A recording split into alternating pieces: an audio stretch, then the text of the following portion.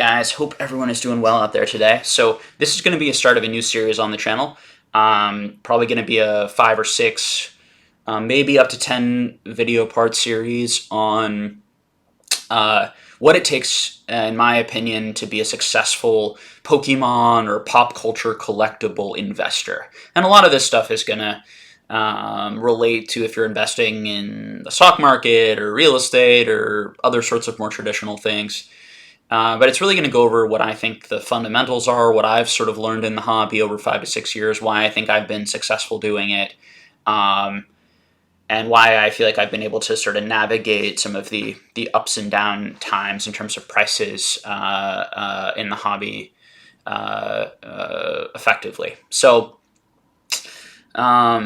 so before jumping into the video, because there might be some people who are new to this channel. So my name's Jake. I run this channel, Pokenomics. And on this channel, the main goal, and the reason I really started this channel, was to help collectors think critically about the Pokemon market from a financial perspective so that they could build, most effectively from a financial perspective, a large collection, or a collection that would retain value or even potentially go up in value over the long term, because I think that's part of what can make this hobby really fun and enjoyable. Both talking about the market dynamics and understanding the market, as well as making this sort of a part-time job or just a hobby that makes you a little bit of money or doesn't lose you a ton of money. Particularly for those of you like me who really have expensive tastes within the hobby and want to chase down the best, most expensive cards sometimes because that's fun to do. And so I've been doing this for about 6 years or so. I collect a number of different TCGs and CCGs and other types of collectibles. Pokemon is the main thing that I've done and been engaged on, and I've been able to build a 7-figure plus collection through these methods on not that much startup money. Now, part of that has to do with that I've been very fortunate in the timing of when I got in and the explosion of collectibles and these types of things. But I still think the principles that we're going to talk about today are going to really help you maximize your effectiveness and your success, regardless of what the market does in the short, medium, and long term, barring a complete collapse of interest and engagement from these collectible hobbies, which is always a possibility when you're investing and speculating in cardboard. So the first thing I want to start with today, and I guess I'll again, before jumping into that, if you like this sort of content, if you're interested in learning this type of thing, if you can let me know, comment down below. If you can subscribe to the channel, I would greatly appreciate that. My goal is definitely to get to 10,000 subscribers. Would be sort of would feel very satisfying, I think, personally, if you appreciate this sort of thing and you've appreciated the effort I've done over the past couple of years. I would greatly appreciate that. And if you're interested in more of this type of thing, I do have a Patreon where I do really detailed, deep dive sort of market analysis videos on the print runs, on the population reports, on the price history, so you have a better understanding of kind of what you're buying in this hobby. So, all right. And we have about 280 to 300 or so members of that. And we do like live Zoom meetings a month with these deep dives. And we also have a private Discord where we're constantly talking about the market. There's also a lot of different experts from the Pokemon market, but also many different TCG and CCG markets in there. And I myself, as I said before, try to be knowledgeable about sort of every or almost every kind of relevant TCG, CCG market. All right. So the first thing I want to talk about today that I think is really important is learning how to buy and sell effectively when you're interested in investing and speculating and all these types of things. So the first thing to talk about is buying effectively, okay?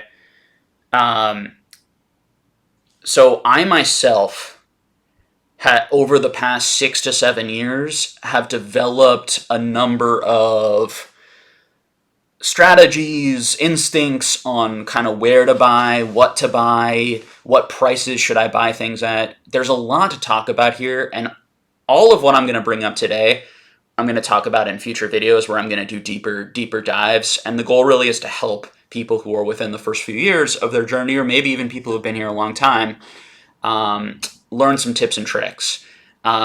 Personally, I think buying is probably where I feel is my strength in terms of when I compare myself to other people who've been here 7, 10, 12 years, and the deals that we're getting and where we're finding it, and also just the level of effort and work and engagement I try to put into it.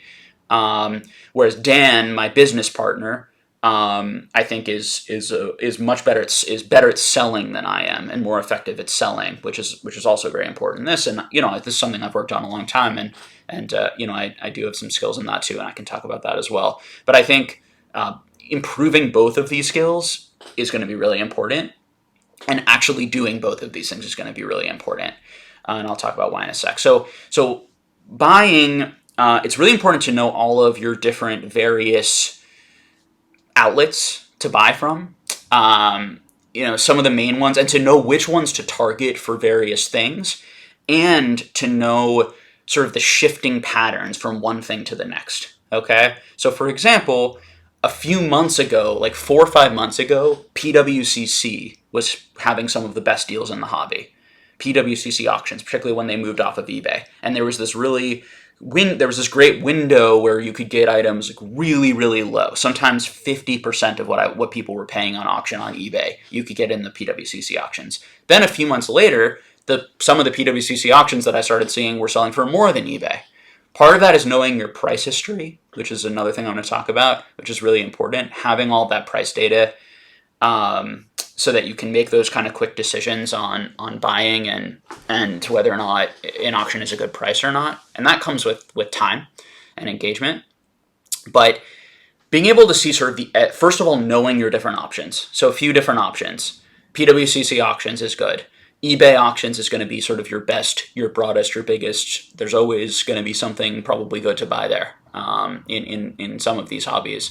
Particularly because I collect and invest in like 25 different things. So there's always some good deal. There's always something that I'm bidding on. There's always something that I'm hoping to get there. Within Pokemon, there usually is something decent or something that's probably worth bidding on. So you got eBay, you got PWCC. For some Japanese stuff, you want to look at like Yahoo Japan through some sort of middleman service. If you want to use Buyee, there are a number of middleman services. Again, I'm going to do future videos where I go more in depth on all of those items, but just to throw out some of those names. Then you have your auction houses like Heritage and Golden. Definitely worth following. We're going to have things like Rare Candy that's going to start up. We're probably going to have other places that are going to start to sell more. You have things like Mercari. I don't do Mercari very much. You have things like Facebook Marketplace. I do some Facebook Marketplace for very specific items. For example, I chase down like player trophies sometimes over Facebook Marketplaces because I know that there are a number of players in there, and that can be a really good way to connect with them because a lot of them have no selling experience, so they don't have eBay stores. See, there's a lot of things to know. So if I'm looking for that trophy card or that specific thing, I'm going on Facebook Marketplace. But if I'm looking for set cards or I'm looking at these other places generally. These days, and over the last 6 months, I've been able to buy a number of decent lots on Heritage because Heritage was selling a lot of CGC complete sets graded that you could get for like 60-50% of what you could get on eBay if you broke up those lots. So understanding the value there, being able to assess the value, and then knowing your different options is really important. The next thing that can be very valuable and important is using sniper tools, so that you don't have to manually place. So the way the sniper tools will work is that they'll place a bid for you 3 or 4 seconds before the auction is over so that you don't have to personally be there for every single auction. This is really important for someone like me, and probably for many of you guys who are busy, who have jobs, who are doing a number of different things and sometimes miss auctions. Or if you're bidding on many, many auctions at once sometimes, where you can't obviously do that. This is a very underutilized thing. I know people who have who also have $1 million, multi-million dollar plus collections, right?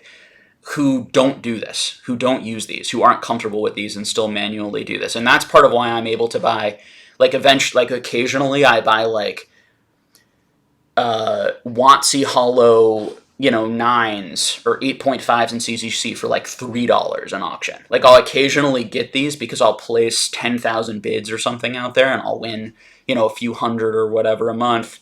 But some of the ones that I win just kind of slip through the cracks. People miss those auctions. People didn't bid on those auctions. Putting that much amount of effort and work does take time, but not that much, surprisingly, when you get really efficient with these tools. I would say it takes me 5 to 10 hours a month, maybe 10 hours a month. And I don't even do this full time. This is like a passion, hobby, fun, collecting journey thing for me. But if you're actually trying to do this like as a job and get a decent amount of your income, you definitely should be learning this and understanding how that works. The competitive advantage, I think, is humongous on that sort of thing. So that's the buying side. Again, just to summarize, knowing where to buy things from what different, knowing which auction house is sort of hot right now, where some of the good deals, where people are looking, where people aren't looking, and being able to sort of be flexible and kind of shift from one thing to another. And all of that is based on, of course, knowing the price history, knowing the prices, which is based on knowing where to look up the prices and just your sort of accumulated market knowledge that comes from many, many years of experience, as well as many years of just sort of engagement.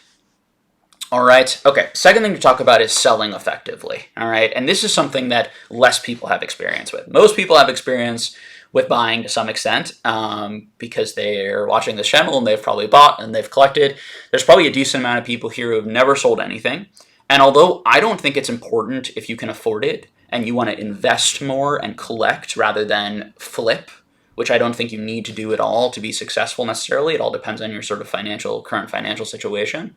But it's really important to know how to sell effectively so that you can sell when a good moment happens. So for example, during sort of the bubble mania of last year, I sold about 30% or so of my collection, particularly targeting things like unlimited base and my first edition commons and uncommons and some middle generation stuff, and I sold a little bit of everything for sure, but specifically targeting certain things. And I knew, just like I knew where to buy these things effectively, I also knew where to sell these things effectively. Now, I by no means think that I'm a selling expert at all.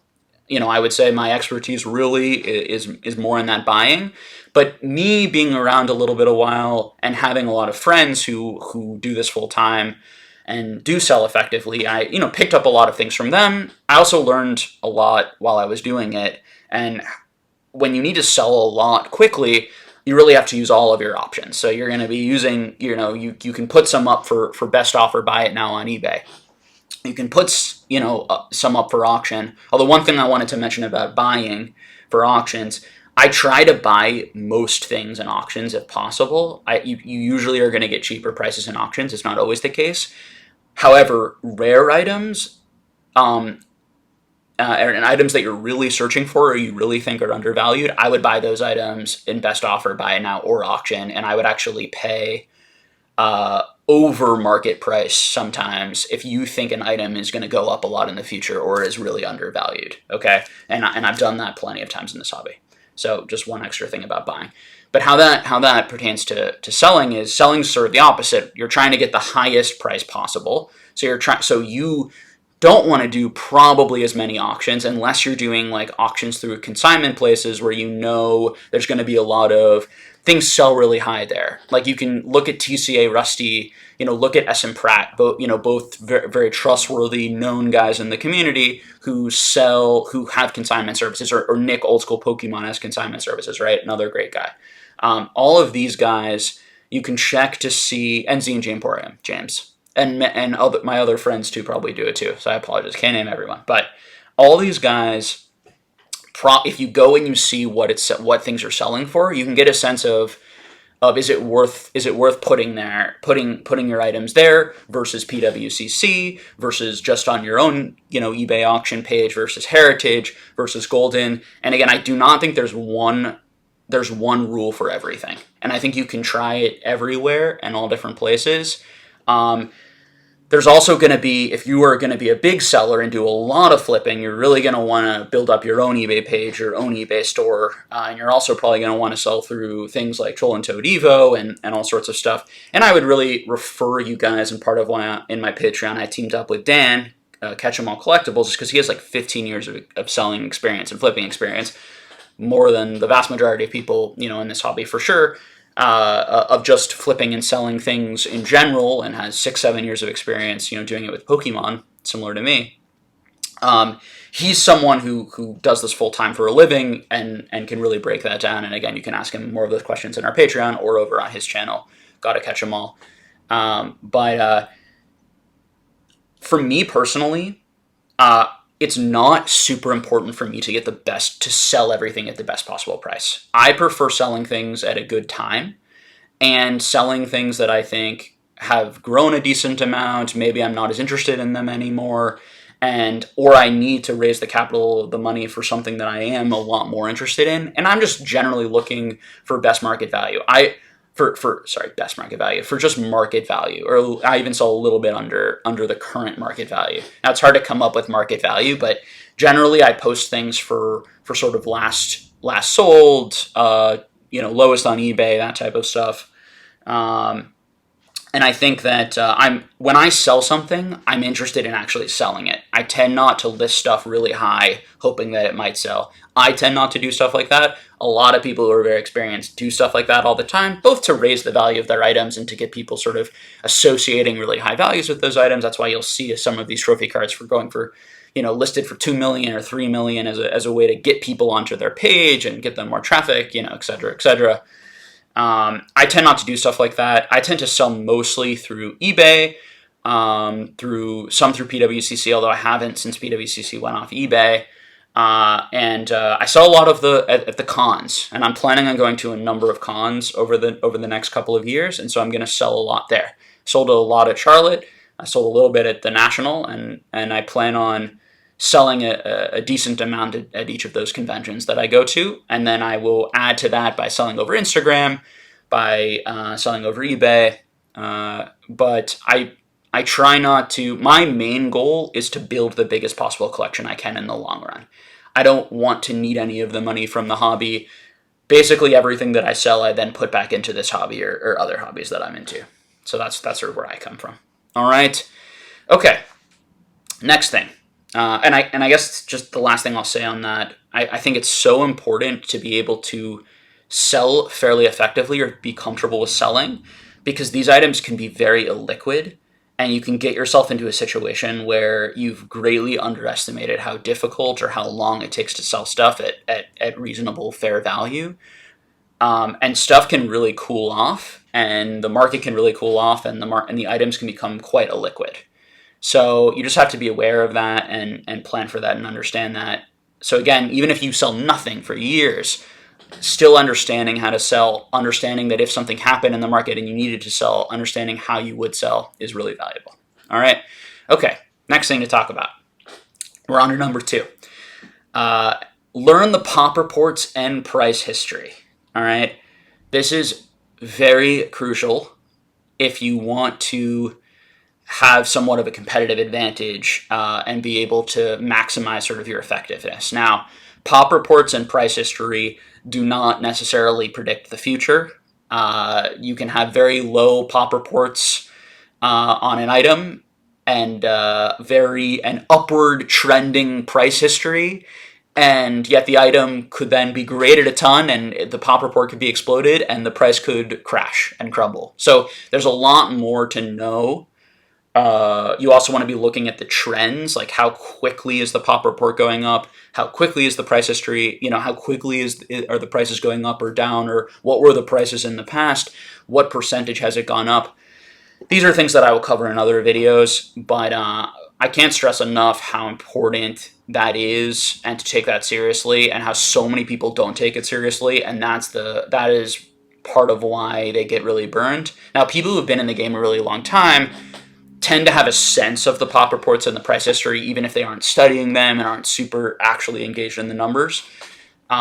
So it's particularly important for your newest people, but even the older people, it's also very important, and it will definitely set you apart. Although for some, it's just not fun and enjoyable. For me, it happens to be really enjoyable. I like the analytics. I like looking into that. It helps me understand and know what I'm buying, and understanding the fundamentals of the cards that I'm buying. I really enjoy all of that. So obviously, it makes it easier for me to do it. Okay, next one is understand the power and the importance and the unpredictability of demand. Okay, so demand, everything is supply and demand when we think about prices. Okay, supply and demand. All right, so you want to think about, what is the supply of this item and how do I get as much info about the supply as possible, and then you want to turn your attention, once you have a somewhat hopefully of a number in your head or an idea of how rare an item and how scarce the item is currently on the market and the past price history and all those types of things, you want to move your attention to demand. How much demand is for this item right now? How much is it selling? How liquid is this item? How much demand has this item had for years? So when we talk about items like base set Charizard or Ancient Mew, items that have had a lot of demand and have sold constantly and consistently for many, many years, those are going to be items that are most likely going to have quite a bit of demand in the future.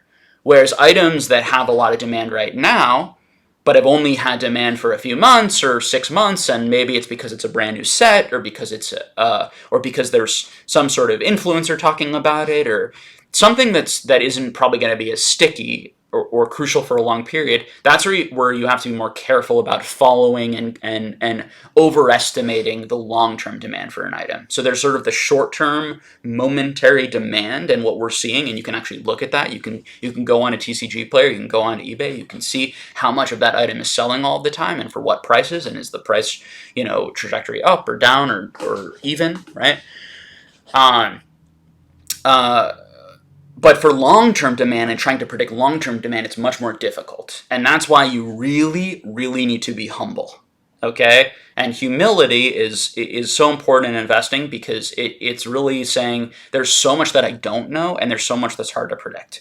And part of being humble is also just the overall difficulty to predict what is the demand going to be overall like for Pokemon in 5 to 10 to 15 to 20 years and 30 years. What's it going to be like for other pop culture collectibles that you might be into? What's it going to be like for cards in general? And the truth is it could be a dramatic range of realistic options. You could have a fall off, a significant fall off in interest and demand for all these items. You could have a significant increase in interest and demand for all of these items. And because there's the farther you go out, the more unpredictable that is. In investment terms, we just think of that as risk. There's more and more risk because there's more possible outcomes.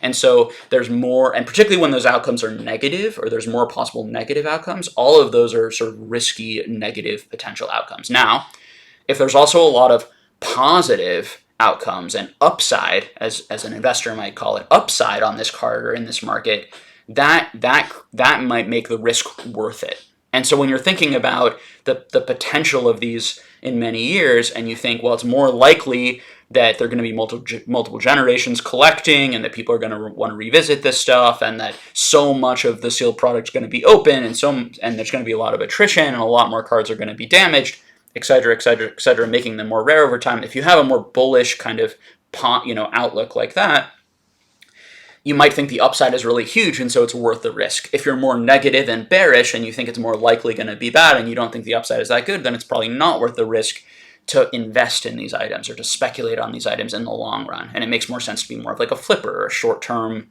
mover of the items, buying them under market, selling them at or above market, right?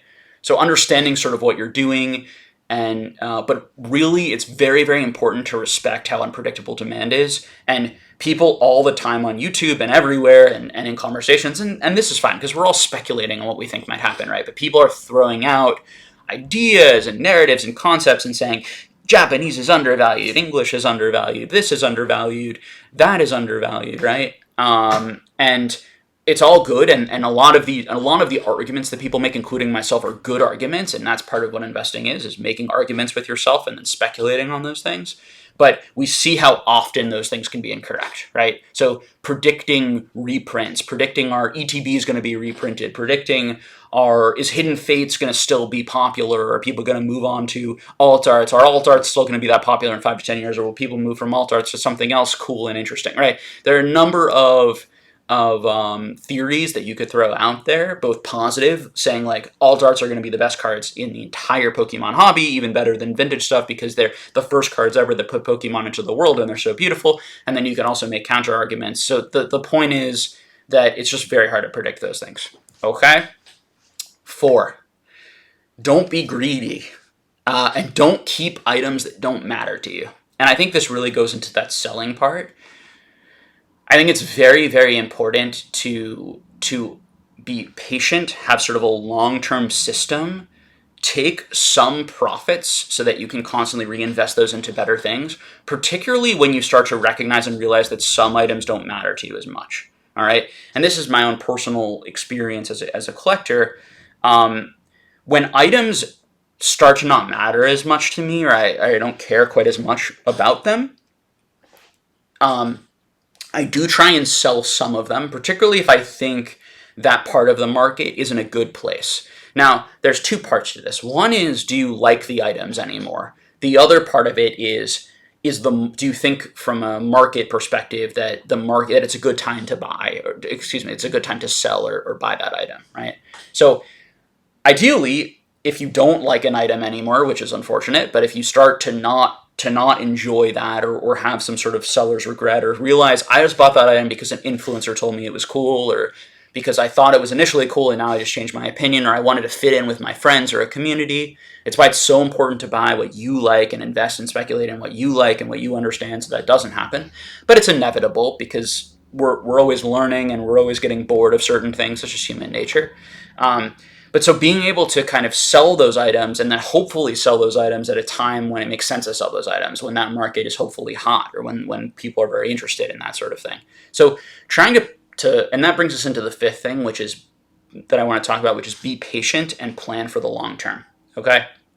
And I really think that goes in with that because I am always planning. Like, I have a ton of really, really long-term goals that I'm slowly sort of building to, and I just jump from one hobby to the next depending on what I'm, for a few months or whatever, depending on what I'm most interested in, depending on where I think prices are best, depending on, where I think there's like the best opportunity to make progress there, knowing that later I'm going to return to that gold star thing, or that E-series thing, or that modern, alt art or rainbow rare collection, whatever it is. So I'm constantly sort of shifting my focus depending on what I'm most interested in at the time, but also a lot of it has to do with where I think the most attention is, where I think demand is maybe a little bit over the top at the moment, and I think demand is actually going to decrease on these items, or I think supply is going to increase on these items, thus lowering price. So I think there'll be a better time to buy that. Or the reverse is true, right? I think that demand is surprisingly low for something and it's very rare. There's very low supply. That's going to be an area where I'm going to focus in and I'm going to buy very aggressively. Okay? So at the end of the day, this is, for me, 90+%, 95%, whatever, about fun. Now, if I can make a lot of money doing this and I can one day sell this collection and it can be part of a retirement or part of my kid's future or give me some more financial freedom in my life, like, that's phenomenal. That's amazing. But my guiding sort of force in this is, am I having fun? Am I continuing having fun? If I am not having fun, is there something that I can change? Is there a part of this that isn't fun that I can make more fun, etc.? Trying to keep this fun for you is going to make you a more successful investor, speculator, collector in these sorts of areas. And it's the real reason, I think, to do this versus maybe some other type of investing, some other type of market engagement that might not be as fun or as interesting to you. Okay? So I hope you guys really enjoyed the video. Again, if you can leave a like and a comment and subscribe, I'd greatly appreciate that. I'm going to do more videos on these types of subjects if you'd like them. I want to do a whole also beginner series and intermediate series and do a little bit more detail analysis onto some of the stuff we talked about today in the future. All right. So hope everyone is doing well out there. And I will have another video for you all soon, I'm sure. All right, take care.